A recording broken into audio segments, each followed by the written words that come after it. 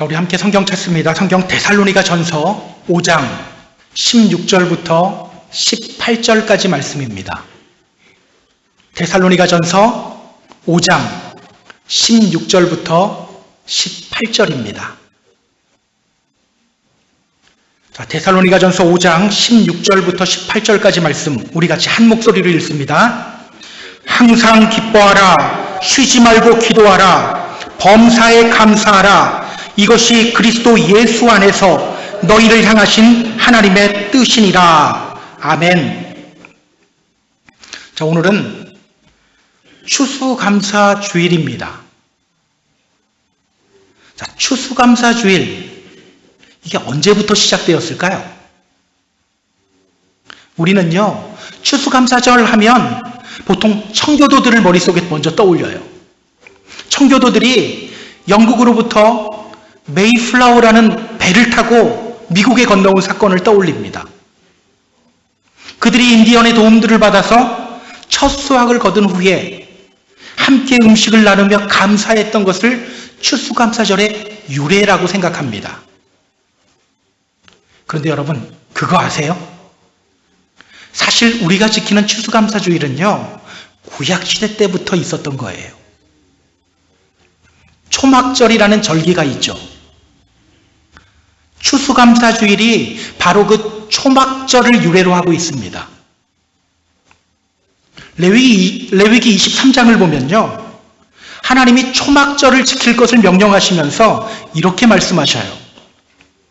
너희가 토지소산 거두기를 마치거든 7째 달 15날부터 이래 동안 여호와의 절기를 지켜라. 하나님은요, 히브리 달력으로 7월 15일부터 7일 동안 추수한 것들을 가지고 여호와 하나님 앞에서 즐거워하라고 명령하셨어요. 이것이 바로 진짜 추수감사절의 유래입니다.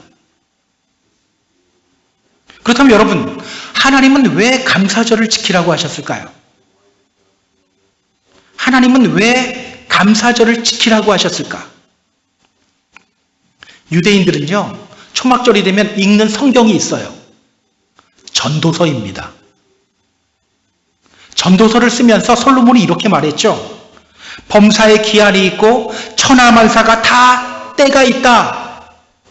날 때가 있고 죽을 때가 있고 심을 때가 있고 심은 것을 뽑을 때가 있다. 전도서는요, 종말론적인 교훈이 담겨있는 책이에요. 그렇다면 여러분, 하나님이 당신의 백성들에게 감사의 절기 지키라고 명령하신 이유가 뭡니까? 사실 감사와 종말은요, 연관이 안 돼 있는 것처럼 보이지만 굉장히 큰 연관을 가지고 있어요.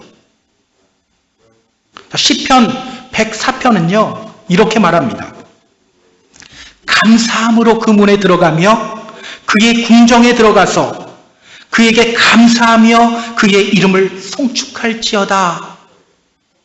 자, 하나님 나라에 들어갈 때 우리가 뭐 하면서 들어간다고 하죠? 감사함으로 그 문에 들어가며. 그러니까 감사는요, 하나님 나라에 들어가는 입장 티켓인 거예요. 하나님 나라에 들어가서 우리가 또 무엇을 합니까? 그에게 감사하며 그의 이름을 송축할지어다. 감사 찬송 부르죠.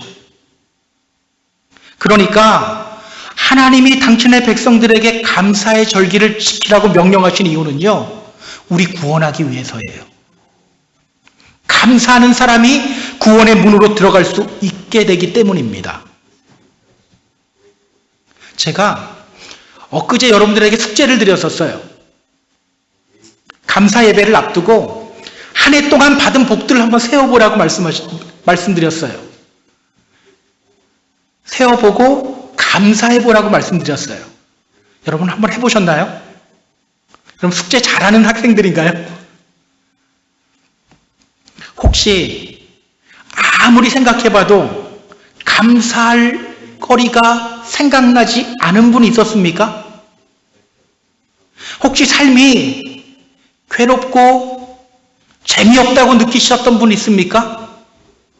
저는 오늘 이 감사주의를 맞이해서 우리 모두에게 감사의 고백이 넘치게 되었으면 좋겠어요. 슬픔이 기쁨으로 바뀌고 괴로움이 감사의 고백으로 바뀌는 우리 모두가 되었으면 좋겠습니다. 자, 오늘 본문은요, 우리가 아주 잘 아는 말씀이죠.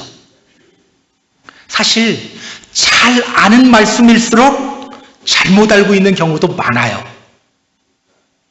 자, 오늘 본문 우리 다시 한번 큰 소리를 읽어볼까요? 같이 읽습니다. 항상 기뻐하라. 쉬지 말고 기도하라. 범사에 감사하라. 이것이 그리스도 예수 안에서 너희를 향하신 하나님의 뜻이니라. 항상 기뻐하라. 쉬지 말고 기도하라. 범사에 감사하라. 여러분, 권면이 아닙니다. 명령이에요. 명령. 그리고 이어서 성경이 이렇게 말하죠. 이것이 그리스도 예수 안에서 너희를 향하신 하나님의 뜻이다. 이것이 그리스도 예수 안에서 너희를 향하신 누구의 뜻? 하나님의 뜻이다. 자, 우리 잠시 데살로니가전서 4장 3절 보세요. 데살로니가전서 4장 3절. 자, 이 부분도 같이 읽습니다. 하나님의 뜻은 이것이니 너희의 거룩함이라. 여기까지만 읽겠습니다. 하나님의 뜻은 이것이니 너희의 거룩함이라. 하나님의 뜻이 무엇이라고 성경이 말했죠? 예, 하나님의 뜻은 이것이니 너희의 거룩함이라. 우리가 거룩하게 되는 것이 하나님의 뜻이라고 말했어요. 그런데 성경은 지금 이렇게 말하고 있는 거예요. 항상 기뻐하라. 쉬지 말고 기도하라. 범사에 감사하라. 이것이 그리스도 예수 안에서 너희를 향하신 하나님의 뜻이다. 이게 무엇을 의미할까요? 하나님의 거룩한 백성은 항상 기뻐한다는 거예요. 하나님의 거룩한 백성은 쉬지 않고 기도한다는 거예요. 하나님의 거룩한 백성은 범사에 감사하게 된다는 거예요. 기억하시기 바랍니다. 이 세 명령은요, 하나님의 거룩한 백성이 되기 위해 우리가 반드시 실천해야만 하는 명령이에요. 항상 기뻐하라. 쉬지 말고 기도하라. 범사에 감사하라. 이 세 가지가 바로 하나님의 거룩한 백성이라는 징표입니다. 항상 기뻐하라. 자, 이 명령은 어떤 명령일까요? 항상 기뻐하라. 어떤 명령일까? 여러분, 기쁨이 언제 생기죠? 간단해요. 기뻐할 거리가 있을 때 생겨요. 기뻐할 거리가 없는데 야, 웃어 그러고 있으면 이거는 폭력이에요. 그런데 오늘 성경은 우리를 향해 말해요. 막 기뻐할 거리 주면서 말하면 되는데 그냥 명령하는 거예요. 항상 기뻐하라. 이 명령은 어떤 의미의 명령일까요? 자, 기뻐하라. 이 부분을 헬라어 성경으로 보니까요, 카이로라는 단어를 사용합니다. 카이로. 또 성경을 보면요, 카라라는 단어도 기쁨을 뜻하는 단어예요. 오늘 본문에 나오는 카이로, 또 기쁨을 뜻하는 카라. 이 단어들은요, 어근이 같아요. 카리스라는 단어로부터 나왔습니다. 카리스, 많이 들어봤죠? 카리스, 은혜라는 뜻이에요. 은혜. 그렇다면 여러분, 성도들의 기쁨은 무엇으로부터 나오는 겁니까? 은혜로부터 나오는 거죠. 은혜. 은혜가 뭡니까? 사람 이름이 은혜인가요? 우리를 향한 하나님의 일방적이고 특별한 사랑이 바로 은혜예요. 나는 죄인인데 구원받을 자격이 없는데 하나님이 우리를 의롭다고 칭해 주시고 구원해 주시죠. 이것이 바로 은혜입니다. 여러분, 구원받았나요? 구원받았습니까? 아멘이라고 대답하셔야 됩니다. 누가 예라고 했죠? 자, 구원받으셨습니까? 아멘. 여러분, 어떻게 구원받게 되었죠? 자, 믿음으로 말미암아 구원받았습니다. 이렇게 대답하면 몇 점이라고요? 50점. 50점이라고 말씀드렸어요. 50점이면 F학점입니다. 성경은요, 구원에 대해서 이렇게 말해요. 에베소서 2장 8절 9절 말씀이에요. 너희는 그 은혜에 의하여 믿음으로 말미암아 구원을 받았으니 이것은 너희에게서 난 것이 아니요 하나님의 선물이라. 행위에서 난 것이 아니니 이는 누구든지 자랑하지 못하게 함이라. 자, 여러분, 믿음이 먼저예요? 은혜가 먼저예요? 은혜가 먼저죠. 너희는 그 은혜에 의하여 믿음으로 말미암아 구원받았다. 은혜가 먼저예요. 그런데 우리는요, 자꾸 믿음만 강조하다 보니까 은혜를 잊어버려요. 자꾸 믿음만 강조하고 은혜를 잊어버리다 보니까 자꾸 믿음 자랑하고 싶어지는 거예요. 성경은요, 누구든지 자랑하지 못하게 함이라 라고 말하는데 우리는 자꾸 자기 믿음 자랑하고 싶어져요. 그러다 보니까 자꾸 옆에 있는 사람들 믿음 평가하고 깎아내리는 일이 벌어지는 거예요. 기억하세요. 구원은 주님의 은혜가 먼저입니다. 그렇다면 여러분, 항상 기뻐하라, 이 명령은 어떤 명령입니까? 슬픈 감정 컨트롤해라, 이런 명령이 아니에요. 그냥 아무 때나 실실거리고 웃어라, 이런 명령이 아니에요. 구원의 은혜를 묵상하라는 명령이에요. 나를 구원하시는 하나님의 은혜를 묵상하라, 바로 이 의미예요. 기억하세요. 구원의 은혜를 묵상할 때 우리에게 기쁨이 찾아와요. 구원의 은혜를 묵상할 때 기쁨이 찾아옵니다. 하박국 선지자를 보세요.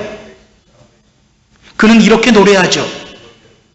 비록 무화과 나무가 무성하지 못하며 포도나무에 열매가 없으며 감람나무에 소출이 없으며 밭에 먹을 것이 없으며 우리의 양이 없으며 외양간에 소가 없을지라도 나는 여호와로 말미암아 즐거워하며 나의 구원의 하나님으로 말미암아 기뻐하리로다. 나는 여호와로 말미암아 즐거워하며 나의 구원의 하나님으로 말미암아 기뻐하리로다. 당시 하박국은요, 기쁜 일이 있었던 게 아니에요.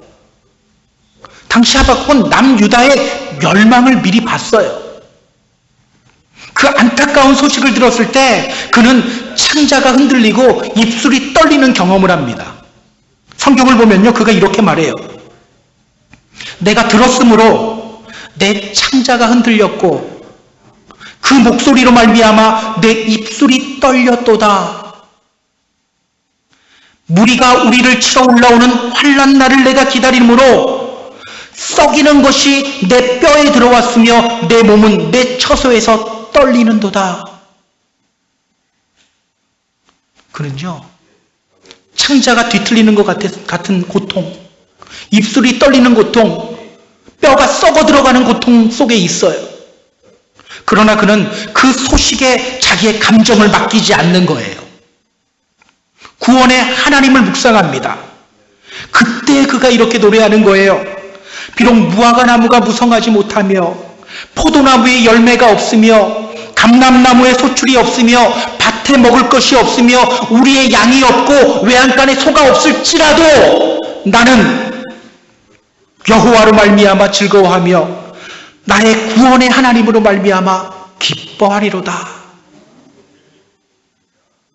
이번 추수감사주의를 맞이해서 우리는 우리를 구원하시는 주님의 은혜를 묵상해야 합니다. 내가 뭐 감사거리 찾나? 사실 이거보다 구원의 은혜 묵상하는 게 먼저예요.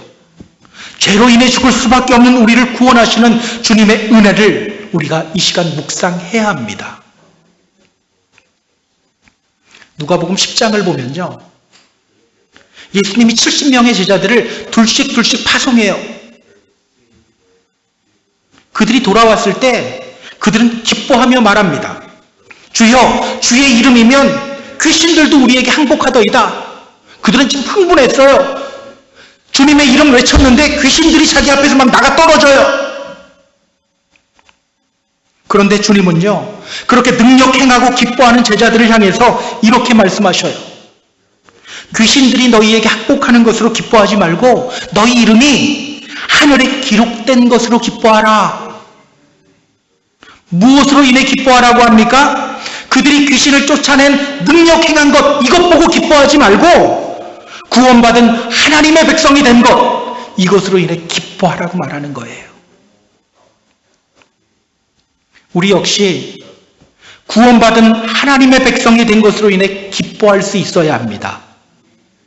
구원의 은혜가 우리에게 부어졌다는 사실을 기뻐해야 합니다. 안타깝게도요, 많은 사람들이 이 기쁨을 자꾸 다른 곳에서 찾아요. 그러나 기억하세요. 구원의 은혜를 누리면 기쁨이 넘치게 됩니다.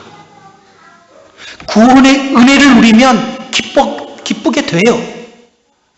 우리가 얼마 전 사도행전을 통해서 확인해 봤죠. 사마리아 사람들이 하나님 말씀 받았을 때 그 사마리아 성에 어떤 현상이 나타납니까? 성경이 이렇게 말했죠. 그 성에 큰 기쁨이 있더라. 그 성에 큰 기쁨이 있더라. 빌립이 에디오피아 내시 만나서 복음 전했을 때 또 어떤 현상이 나타나게 되었죠? 성경은 이렇게 말해요. 둘이 물에서 올라올새 주의 영이 빌립을 이끌어간지라 내시는 기쁘게 그 길을 가고 그를 다시 보지 못하니라. 주님을 만나고 세례받은 후에 그 에디오피아 내시에게 기쁨이 임하게 되었죠. 기억하세요. 오늘 우리가 회복해야 할 기쁨입니다.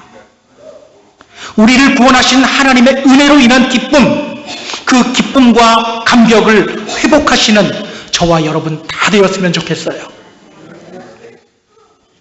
쉬지 말고 기도하라. 이 명령은 어떤 명령일까요? 쉬지 말고 기도하라. 어떤 명령일까?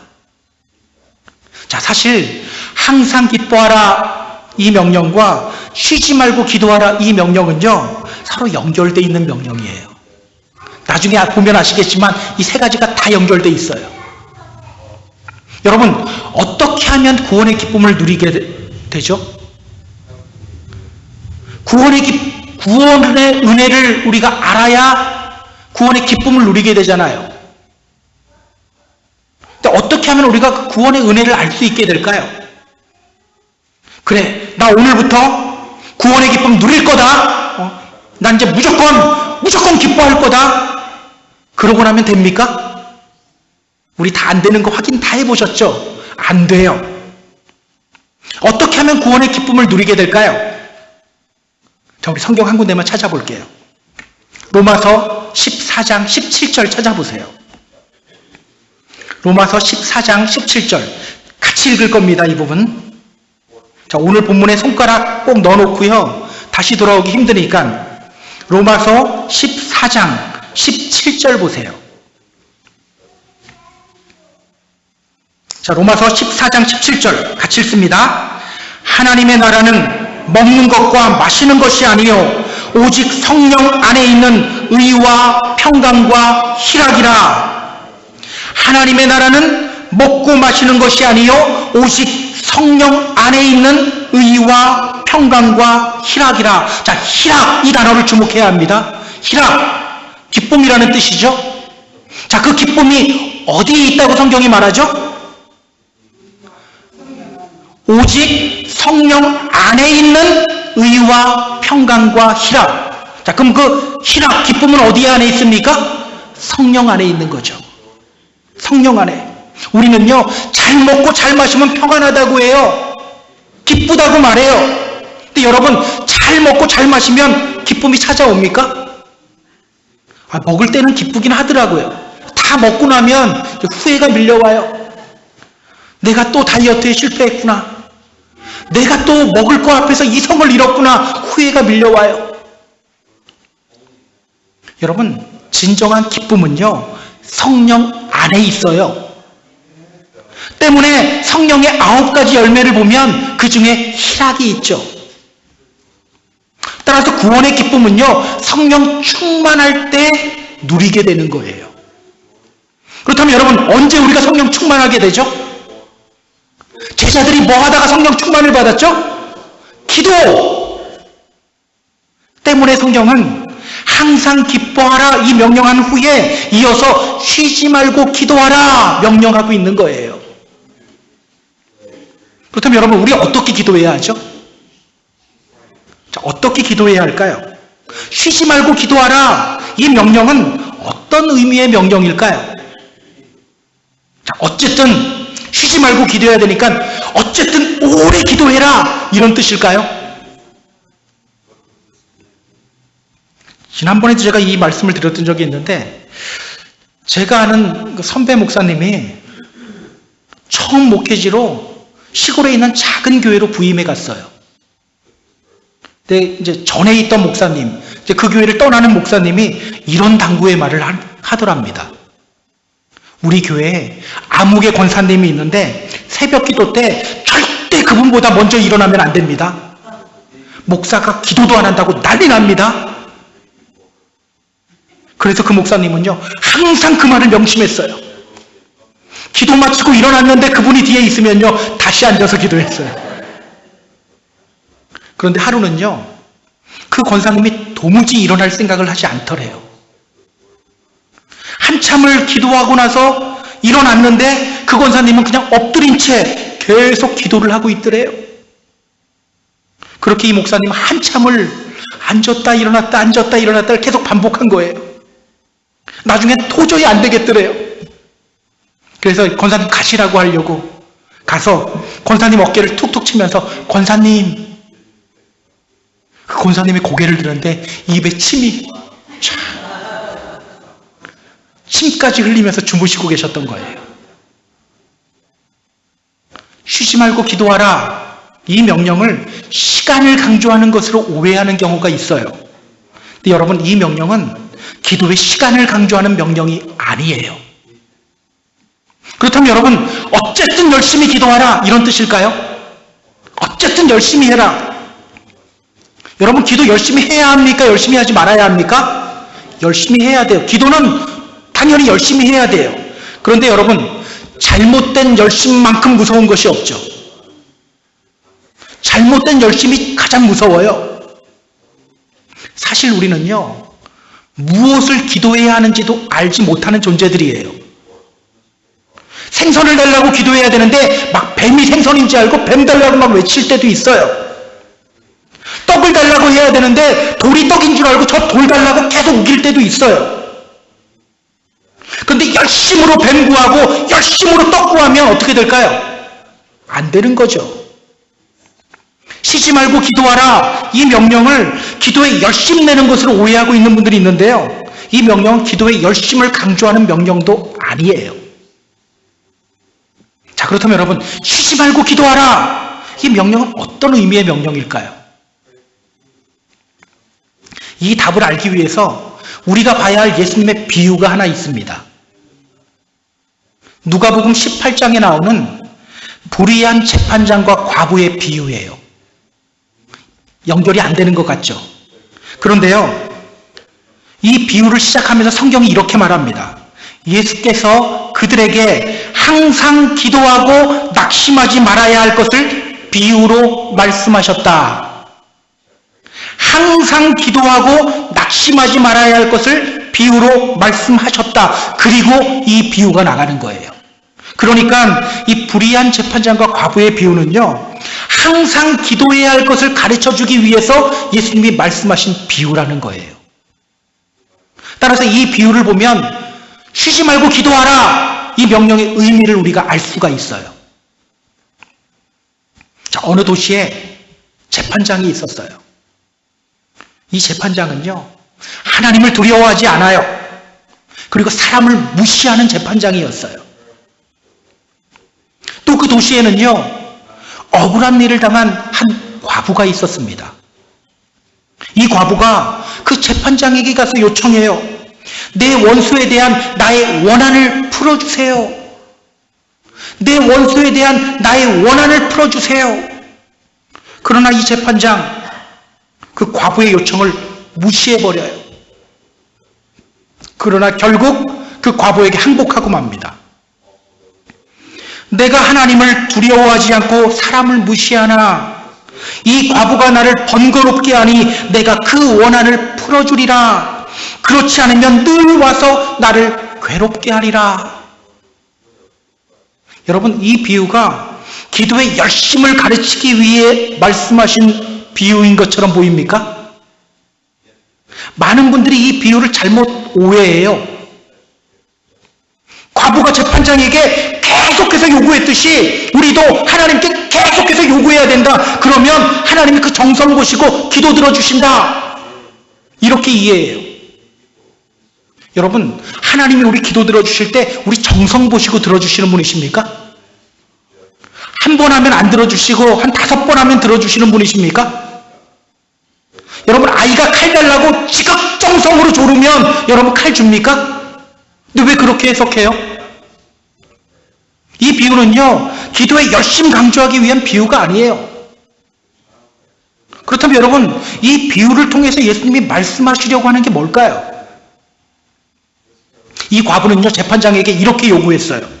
나의 원한을 풀어주세요. 이 말은요, 단순히 자기 원수 갚아달라는 말이 아니에요. 여기 나오는 풀어주다, 이 말이 헬라어로 엑티케오라는 말인데요. 이 말이 무슨 뜻이냐면 정당성을 입증하다, 정당한 일을 하다라는 뜻이에요. 그래서 이 부분을 NIV 성경이 가장 잘 번역을 했는데요. NIV 성경은 이 부분을 이렇게 번역했습니다. Grant me justice. 저에게 정의를 베풀어 주세요. 이것이 우리의 기도가 되어야 한다는 겁니다. 이 과부는요, 단순히 개인적인 원한 가지고 이 재판장에게로 간 게 아니에요. 그녀 안에는 정당성이 있었어요. 그렇기 때문에 이 재판장이 이렇게 말하는 거예요. 이 과부가 나를 번거롭게 하니 내가 그 원한을 풀어주리라. 그렇지 않으면 늘 와서 나를 괴롭게 할 것이다. 여기서 괴롭게 하다라는 말은요, 히포피아조라는 헬라어 단어인데요. 이 단어가 되게 재밌는 단어예요. 눈 아래를 때려서 눈이 시퍼렇게 멍든 것, 이게 바로 히포피아조예요. 이 과부의 요청이 정당한 요청이었기 때문에 들어주지 않으면 눈 아래가 시퍼렇게 멍이 들어서 부끄러움 당하게 된다는 거예요. 따라서 예수님이 이 비유를 통해 우리에게 말씀하시는 것은요, 정당한 것을 구하는 기도를 하라는 거예요. 자, 그렇다면 여러분, 쉬지 말고 기도하라. 이 명령은 어떤 명령입니까? 정당한 것을 구해라는 명령이에요. 내 뜻이 아니라, 내 거 구하는 것이 아니라 하나님의 뜻을 구하는 기도를 하라는 거예요. 그게 정당한 거죠. 하나님의 뜻을 구하는 기도하려면 어떻게 해야 합니까? 성령님과 함께 호흡해야 돼요. 자, 아까도 말씀드렸듯이 우리는요, 무엇을 기도해야 되는지도 몰라요. 생선 달라고 기도해야 되는데 자꾸 뱀 달라고 해요. 떡 달라고 해야 되는데 자꾸 돌 달라고 해요. 그러나 우리 안에서 말할 수 없는 탄식으로 우리를 위하여 간구하시는 분이 있죠. 누굽니까? 성령님. 결국 쉬지 말고 기도하라는 명령은요, 성령 안에서 기도하라는 명령이에요. 순간순간 계속해서 성령님이 내 안에서 어떤 말씀을 하시는지 귀를 기울이라는 명령이에요. 그래서 에베소서 6장 18절을 보면요, 이렇게 말합니다.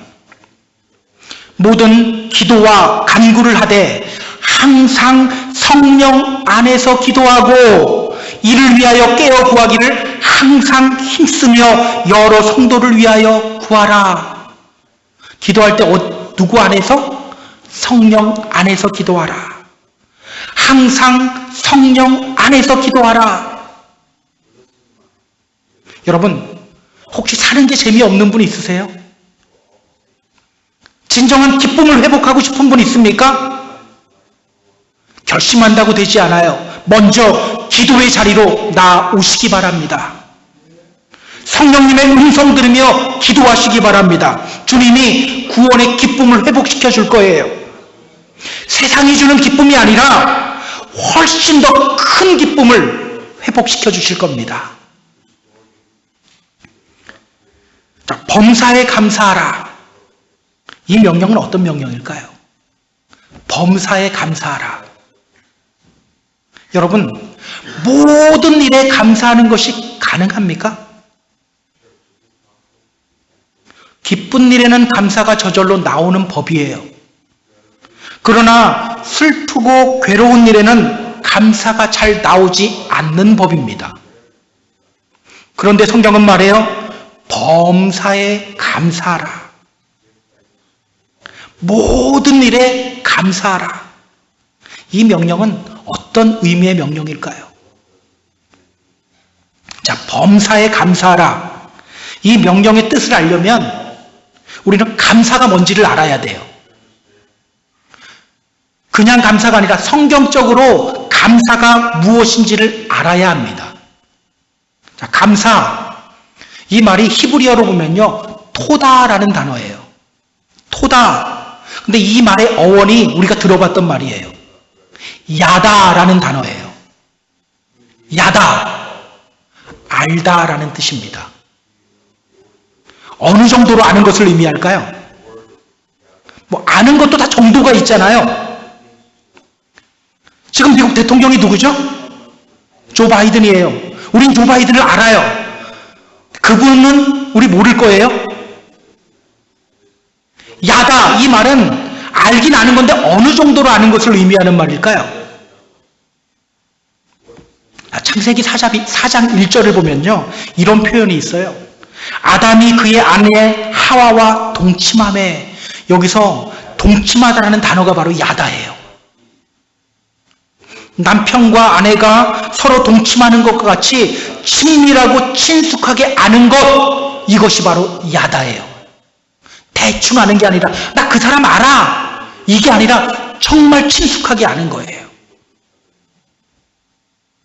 그래서 시편 136편을 보면요, 시인이 이렇게 노래합니다. 여호와께 감사하라. 그는 선하시며 그 인자하심이 영원하미로다. 신들 중에 뛰어난 하나님께 감사하라. 그 인자하심이 영원하미로다.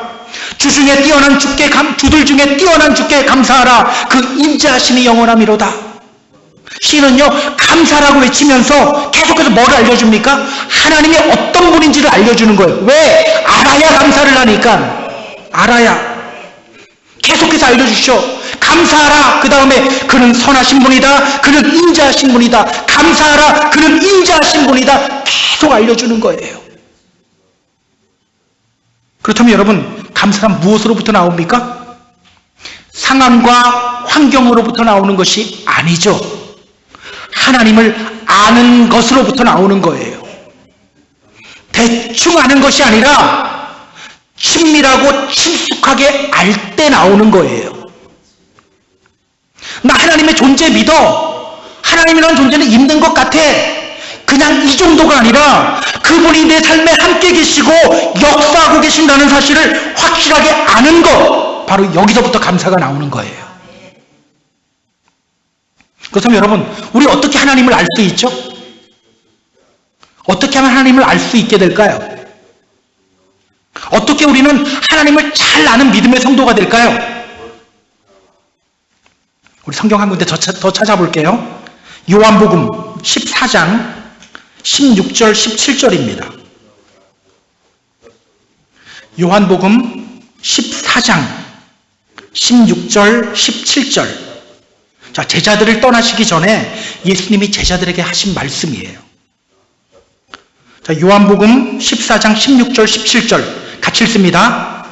내가 아버지께 구하겠으니 그가 또 다른 보혜사를 너희에게 주사 영원토록 너희와 함께 있게 하리니 그는 진리의 영이라. 세상은 능히 그를 받지 못하나니 이는 그를 보지도 못하고 알지도 못함이라.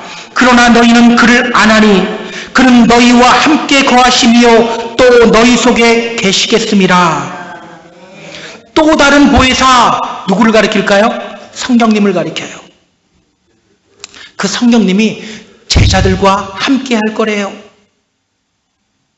세상은 주님을 알지 못하고 거부하지만 그 성령님이 제자들로 하여금 주님을 알게 해주실 거래요. 자, 그렇다면 여러분, 누가 우리로 하여금 하나님을 알게 하는 거예요? 성령님. 우리가 언제 성령 충만하게 받는다고요? 언제? 제자들이 언제 성령 충만을 받았죠? 기도. 그럼 우리가 언제 성령 충만 받습니까? 기도할 때. 기도하기 싫은가? 여기서 대답을 안 해버리시네. 우리가 언제 성령 충만을 받습니까? 기도할 때.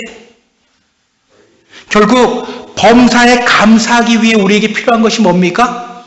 기도예요. 기도하며 성령님의 음성을 듣는 거예요.